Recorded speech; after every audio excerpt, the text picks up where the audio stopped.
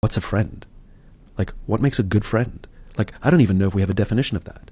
You know, I've been asking people, and somebody said to me, well, somebody who's there for you to support you in the hard times, that's a real friend, right? And I got thinking, and I talked to somebody else.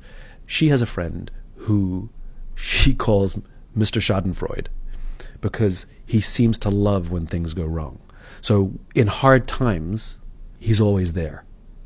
He's always there in hard times. He gives the shoulder to lean on. He's giving advice. But in good times, he's nowhere to be seen.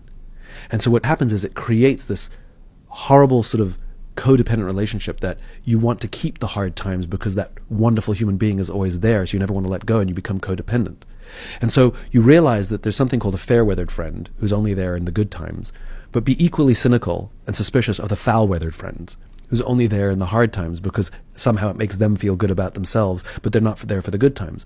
And so you realize what's the value of good time versus bad time. You and I have friends that in hard times we would call them, but I would bet money that you have even fewer friends that you want to text out of the blue and say, I won an award.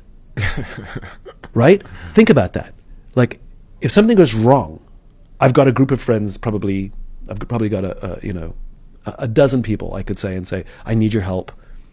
Things have gone horribly wrong. I need your advice. But if something amazing happens to me, that number probably shrinks down to 4.